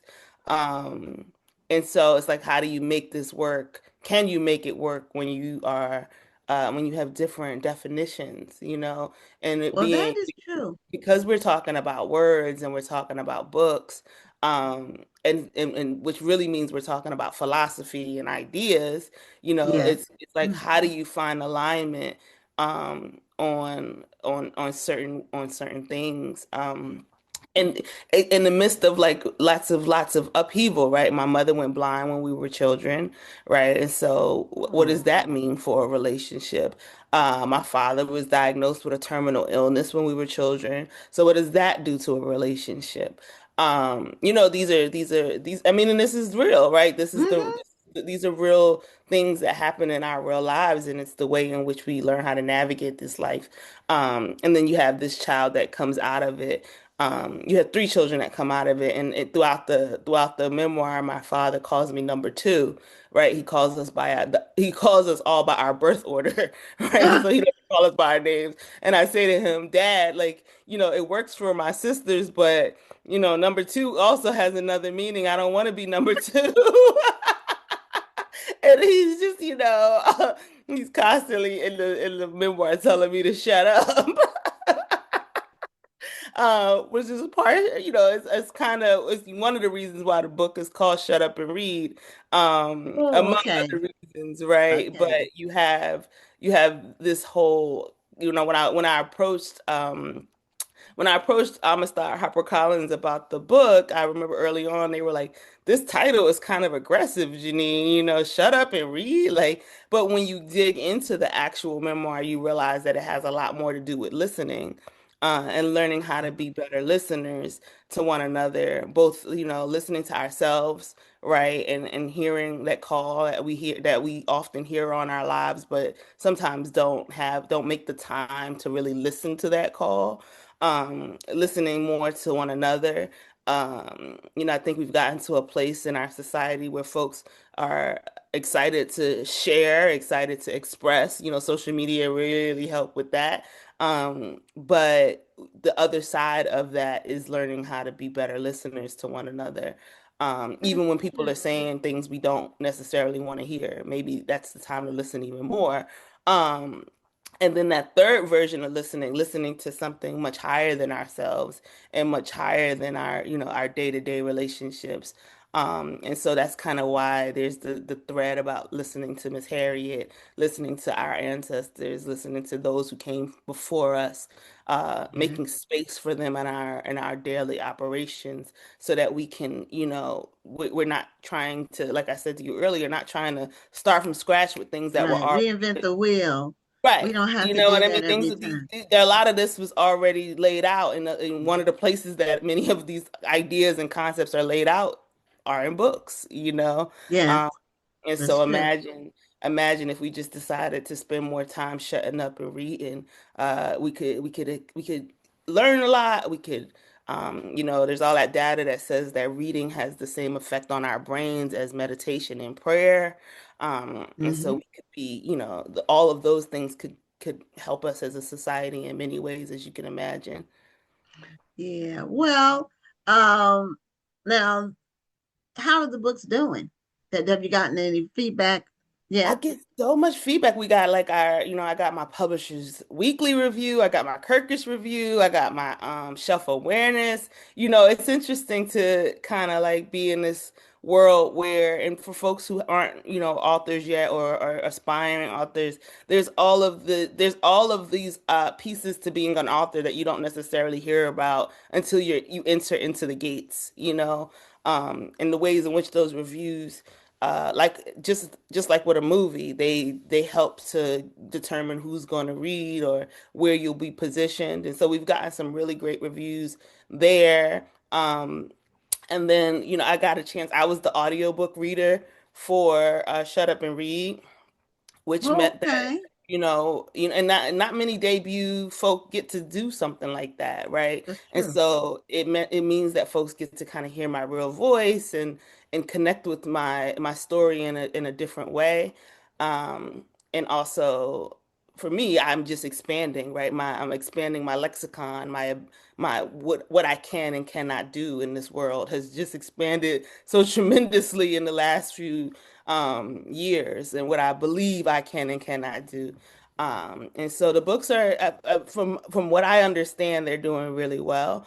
But it's also, Shut Up and Read's only been out for a week. I think Right. a week today. Yes. And Tuesday's book so release day. yeah, so it's Tuesday, so it's a week Mhm. today, and then Jalen Hurts came into the bookshop, and our books came out on the same day, so him and I signed together, and I was like, "Whoa, this is like, this is huge, right? Like all of these unexpected miracles, blessings, that keep coming our way are also pretty cool. So, like, the opportunity to go share the book in Paris next month." Or like the opportunity to, it's just incredible. It's incredible because a book, I tell people all the time, I said, book is not like a movie, right? Like where you got to get it done in that first weekend or it'll determine whether you have any success at all. A book can sit and it can bubble and it can shift, it can change. It can have its own life and it can live on without you for a very long time, forever even. Yeah, our books outlive us. So that's one thing as Yes, an if author. we do it right, If we do it right, or even if we do it wrong, they might still outlive us. There's Right. still a lot of times people pick up a book, and then it becomes a classic. So Right. we're at the You end of never our know. time. You never know, And one of Jeannine. the things that my one of my mentors tells me all the time, she's like, "Listen, Jeannine, when you look at Toni Morrison, when you look at Alice Walker, you got to remember that once upon a time, these were women who were showing up to events where there were, five people in the audience. These were women who were showing up to events with books in their trunk, right? Selling out of Yes. their trunk. Yeah. Terry McMillan didn't start off as Terry McMillan, right? Right. Waiting to Exhale didn't come out the same year that she wrote the book. Like, so you have to understand the way that she asked me often, are you in this for the long haul? Right? Because Mhm. you could be in it for the flash in the pan. You want a little real quick. A little, some noticing or some whatever. But if you're really in it for the long haul, then you do what they say in Swahili, pasa pasa, you pace yourself. And so I'm excited about that part of it too. Yeah. Well, we're at the end of our time, Jeannine. Thank Oh, you that was so much. It was fast. We were talking about all kind of quick. stuff. Thank you so much for being a guest. But we got to Congratulations. spend some more time together, even outside of the show. I think there's a lot to learn from you, of course, for me as a bookseller and as an author. So please do keep me in mind, especially if you're ever in Philly. Yeah, and I was in Philly a couple of years ago, but I don't know if next time I come to Philly, I will definitely let you know ahead of Yes, time yes, so we yes, can get together. absolutely. Thank you again for the invite and have a good one. You're welcome. Thank you, and All right. congratulations again. Thank you. Good night. Good night. Okay, you all got to hear some things about me that you probably didn't know. And there's something in my eye. I think it's a hair in my eye. But we're going to bring on our final guest. And yeah, I think I got it. Um, and he's been on the show, but it's been a while. And he has a uh, new book, and he focuses on history. His books are very well researched. His name is Clyde W. Ford, and he's a professor, I believe, still. I forgot the school, but um, he does a lot of writing about history, Black history, and his new book is called A High Price for Freedom. So, Clyde Ford, welcome back to Black Authors Matter TV. It's been 2 or 3 years since you've been on. Gwen, it's great to be with you again. And you're right. It was 3 years ago, I think, that I was on last. Yeah, we'll be celebrating 6 years in July for this show. Great. So yeah. Congratulations. Well, thank you.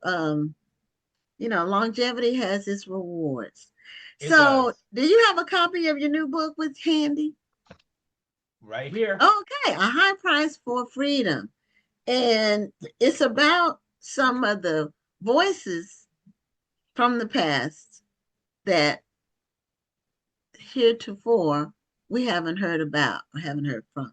And you have a way of bringing history to the forefront in a way that's new and different. And you did that with your other book when you were on before. So tell us what this book is about.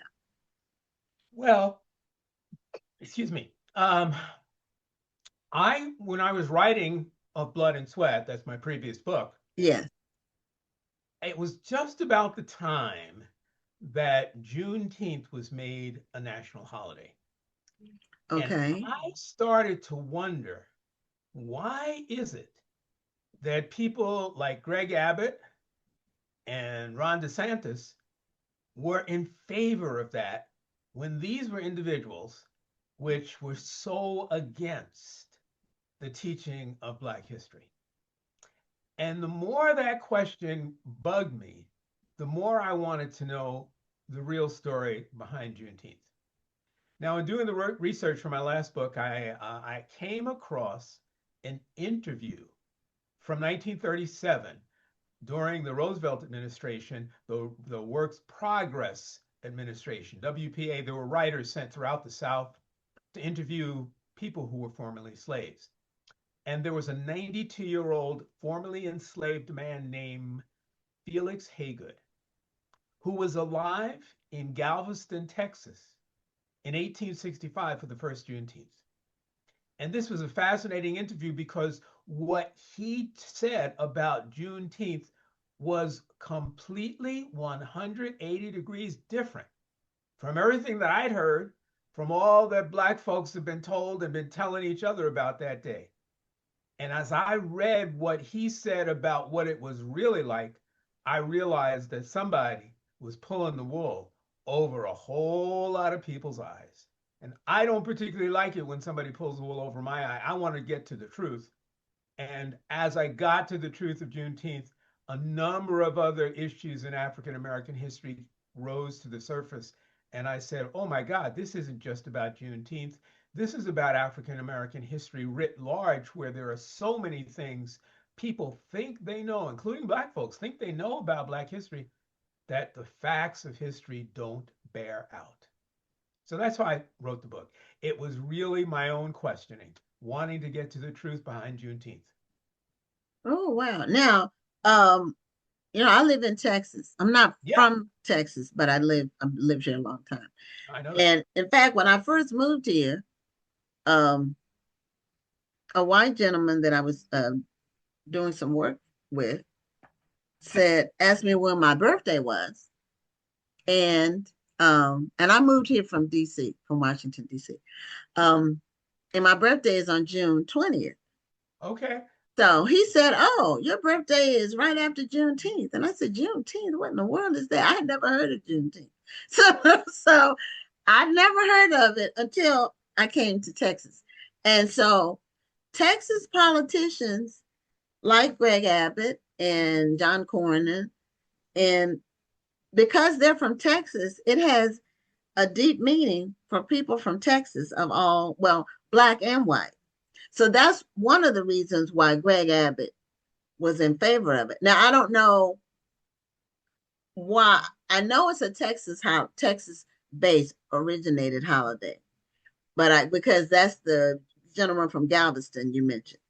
Right. But I don't know why it's so favorable among white people in Texas. So maybe you can shed some light on that.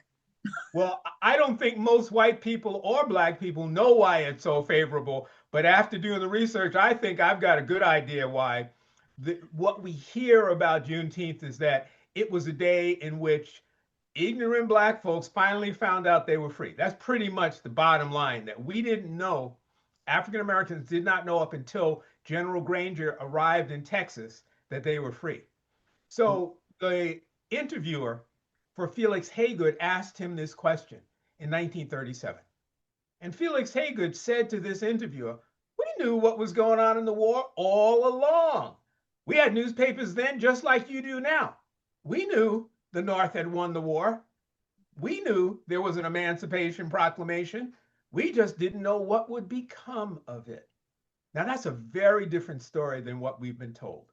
And the truth of the matter is that General Granger was not in Galveston to tell ignorant Black folks they were free. General Granger was in Galveston to tell white folks, you can't enslave, you can't kill Black folks anymore. In 1864, 63, 64, into 65, certainly as it looked as though the South was going to lose the war, slave owners in the South marched approximately 150,000 of their enslaved men and women to Texas. Why? Because Texas was considered to be a pariah state that would never, never submit to the North. Even if the North won the war, Texas would secede and they could come back and just pick up the people that they had left there. Boy, nobody tells you that part of Juneteenth, do they?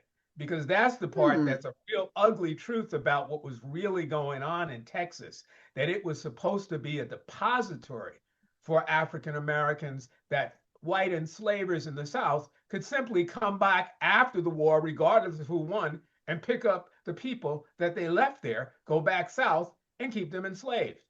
When I understood that, I have to say, Gwen, I found that I could not support or celebrate a holiday that celebrated that aspect of our history, because in truth, what was going on there is we're really celebrating is not Black independence or freedom.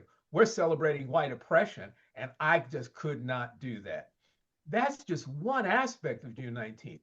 At the same time that was happening in Galveston, go back to what was taking place in Washington. Lincoln had been shot about 3 or 4 months prior to the first Juneteenth.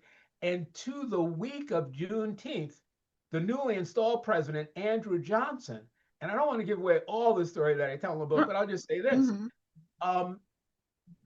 Lots of land had been given to African Americans as reparation for slavery. And the first act that President Andrew Johnson did upon taking office was to take back all that land and give it back to white slave owners in the South. In fact, he signed that legislation, or at least began the enactment of that, about the first week, the same week of June 1865, that the first Juneteenth happened. So I just found there were too many things that were converging. There's too many parallels. Oh yeah, too many things going on that day for me to celebrate. And to be honest, I don't think it's a holiday worthy of celebration until the promises that were ripped away from African Americans have finally been delivered back to them. Well, it's on the history books, and you can't take something away. I don't think any holiday that's been enacted has ever been removed. Now they have like the presidents and Washington's birthday and the Lincoln's, they merged those in the President's Day a while back, because that way they could have it on that first Monday, I think in February, or the second Monday, whichever it is. But there haven't been any holidays, to my knowledge, that have been made national holidays that were later removed. Oh no, it's not going to be removed. In fact, most Black folks don't even want to know the truth because they'd rather go for the holiday. And I've talked to a lot of folks who say, well, maybe I don't really want to know the truth because we got the holiday, let's just take it. But for me, that's not good enough. What I need is, I want to know the truth of what happened. And I do think, often I'm invited to speak on Juneteenth, and I have to tell the people who invite me, if you want to hear the truth about that day, you may not like it, so you may want to think twice about inviting me to speak, because I'm not going to lie about what happened that day. That information is in the history books. It's there in the Library of Congress with this testimony of Felix Haygood. You can simply read the document that General Granger read to those individuals gathered in Galveston and realized what was really going on then. It doesn't take that much, but it does take a commitment to the truth. Well, you're right about that. Now, maybe, well, I actually, it was from my understanding, it was 2 years after other Black people found out they were free. That Not true. Absolutely. okay, that part isn't true. Not true. Okay, all right. Well, that's why I'm asking these questions. Right. Absolutely. So we can get the facts true. out. Okay, so what is the truth on that? Well, the truth is that African Americans in Texas knew they were free, but white enslavers kept killing and holding them back from that freedom until General Granger arrived in Juneteenth and said, he wasn't talking to Black folks, he was talking to white folks. You folks can't do that anymore. You have to stop doing that. You have to stop killing Black folks. You have to stop enslaving them. And as I said earlier, the reason why that was taking place is because Texas was a pariah state. And because of that, Texas was used as a repository where you could dump basically your property to white slave owners and pick it up after the war. It was almost like a safety deposit box. You could dump Black folks there and then come back and get them later. To me, as I said earlier, that is not worthy of celebration. That's worthy of outrage. Okay, well, I agree with you on that. Texas considers itself, and after you live here a while, you really do become a Texan. There is a psychology and there is a attitude about Texas. And Texas has always seen itself as a republic. Well, it was a republic, and it sees itself as almost a separate country in some ways. Not as much as maybe in the past, but it is still a cowboy. It's a very entrepreneurial state. It's very, very pro-business. And, we don't have income tax. So it's, there's a certain Texas attitude. You don't really get it, the attitude, until you've been here a while. But I don't mean the negative things about what you're saying about the Juneteenth, because that is, it reminds me of the game Gossip, where the game Gossip as a kid, we used to play it in school. Right. And the teacher would tell the person on one end something, and the person was supposed to whisper it into the next person's ear. And by the time it got to the end of the line, it was something completely different than what was originally said. So that's kind of like what happened with the history of, or the synopsis about Juneteenth. It got retold into something that it wasn't. And even if that retelling sounds better, it's still not what actually happened. It's still not accurate. And as a historian and as somebody who's concerned about what really happened, I want to know the truth. I mean, I want to know. And I agree with you. Yeah. I mean, General Granger read that proclamation, and even the proclamation itself wasn't true. Because in the proclamation, it said that President Lincoln issued the Emancipation Proclamation and it freed all the slaves. Nobody who's ever read the Emancipation Proclamation could ever pretend that that document freed all the slaves. In fact, the document says itself that the only Black folks who were set free were those Black folks living in the states in rebellion against the Union. So after the Emancipation Proclamation was issued, you couldn't hold slaves in Mississippi, but you could in Massachusetts. It was really not a document that freed African Americans from slavery. It was a psychological operations that the North used in hopes that it would upset the South and make them a weaker target during the Civil War. That's the truth of that document. Again, most people don't read it.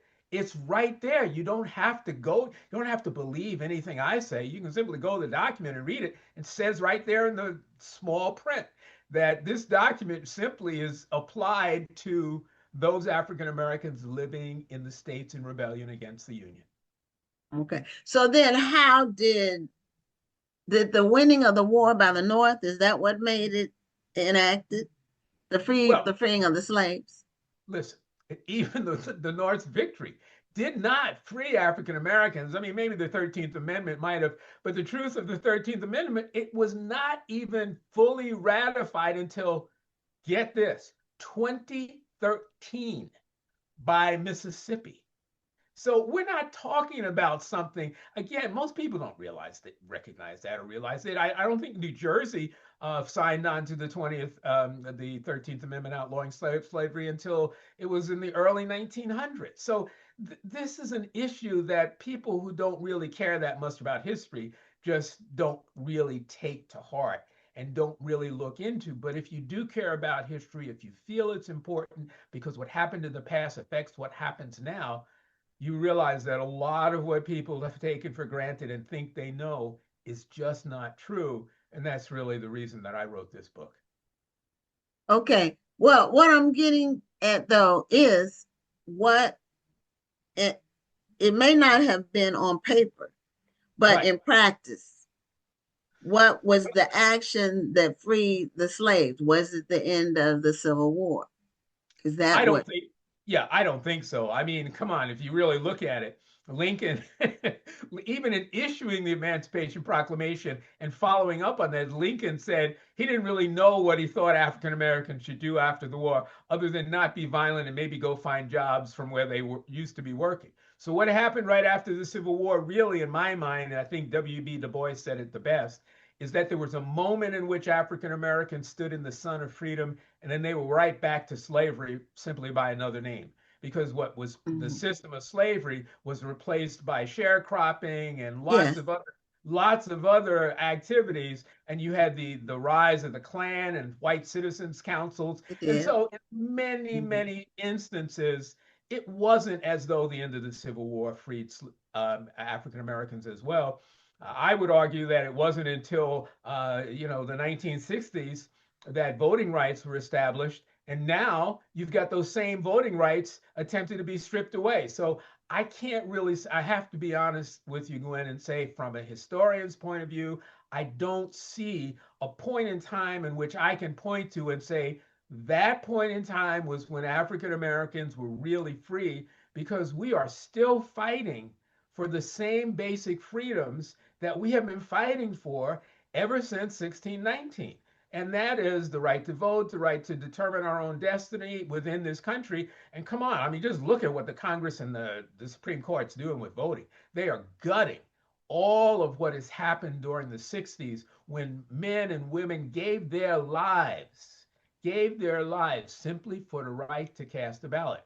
And I have to say that gutting is being done in complicity with African Americans to this day, because based on the last two presidential elections, it was African Americans who actually, or the last two times Trump was elected, it was African Americans who helped put him into office.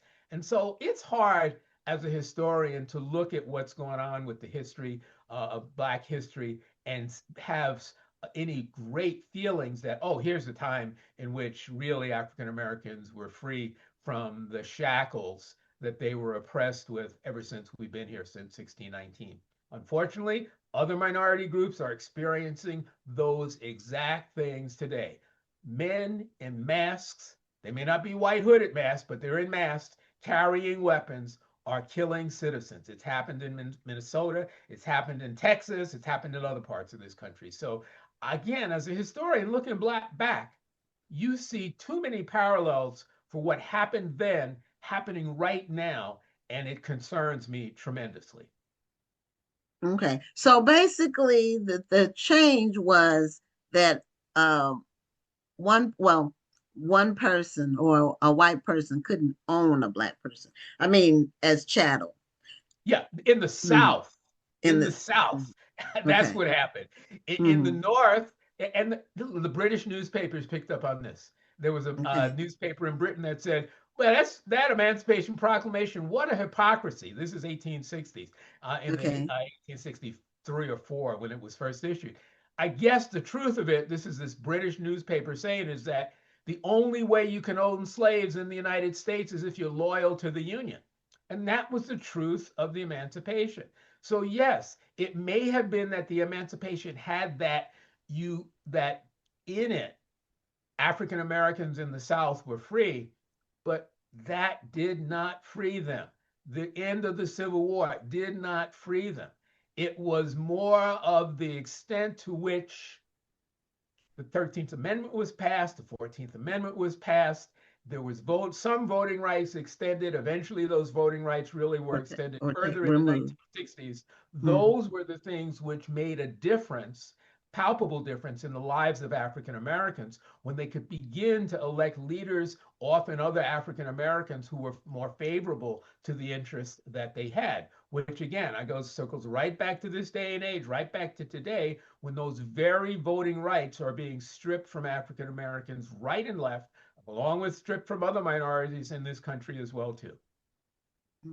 A lot of states in the South, once Black people got the right to vote after the Civil War, because the Black population was so big in some of those states,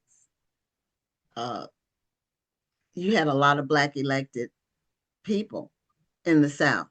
Absolutely, which is why Du Bois said. And then they changed it, and you didn't have. They really basically, well, they took away the voting rights by having these different barriers that nobody could pass. That exactly. White people didn't have to do it, but they, the literacy clause and the poll tax and things like that to keep Black people from voting. So technically, yes, they had the quote right to vote, but they couldn't exercise it because of the barriers. For the first 10 years after the end of the Civil War, Blacks were in record numbers elected officials throughout the South and across the country. And after that, based on what you're talking about, all these various poll taxes, literacy requirements, and other things, the Black vote was suppressed. The other thing that's so important in that is that it was the rise of white violence and white supremacy and the rise of the Klan, which further intimidated African Americans from even attempting to go to the polls. That continued on into the 1960s with the voting rights movement. And that is exactly the gains we made in the 1960s are exactly what's being taken away now. Look, the president is in the process of signing and pushing this voter ID bill, which is basically kind of like going back to the old literacy test. Only this time it's not just African Americans which are going to be subject to this. It's all people who don't like the president. And so this, I forget the name, Save Voting or Save America or Save Voting, something, name of the act that he's called it. I mean, that name of the act is a lot of BS. What really it's all about is let's keep away from the polls people who may not vote the way we want. There's no difference between that and what happened in the 1860s with the rise of the Klan and these various voting tests, as you've suggested. Well, you are a doctor, right? I was going to say Dr. Ford. Yes, I am. You are a doctor. I thought you would be. Now, where do you teach? I don't anymore. I used to teach at Western Washington University, Introduction to the African American Experience. It's been many years since I've taught then. I'm basically retired now. And I work, although I'm retired from the university, I do work for HarperCollins Publishers as the director of the Martin Luther King Jr. Library there. So I'm still very engaged in African American history and the importance of African American history in our lives today. And we've got a great opportunity with the Martin Luther King Jr. Library because we've got a direct connection with the Martin Luther King Jr. estate, who have given us the right over 10 years to publish old material and new material on King, on King's legacy. And so, for example, I've worked on putting together a number of books about the importance of what went on in the 1960s and its relevance to what's happening today. Okay. Well, thank you so much for being a guest again on the show and for continuing your work and bringing history to the fore, little known history and some history that you're debunking that we needed to know facts about. So thank you so much for all your diligence and have a great night. Thank you, Gwen. I look forward to being on when my next book comes out. Okay, we'll be watching. We keep our ear to the ground. Great. Okay. Bye now. Okay. Good night. Well, that's it for this week's show. We'll be back next week for another amazing episode of Black Authors Matter TV. If you haven't gone to vote for your favorite interview in 15 categories, go on our Facebook page and you'll see where you can link over to access the ballot. And the voting ends April 2nd, I believe. So you have lots of time to do it. We'll see you next Tuesday night. Good night. Thank you for tuning in and join us next Tuesday at 7 p.m. Central, 8 p.m. Eastern for another edition of Black Authors Matter TV.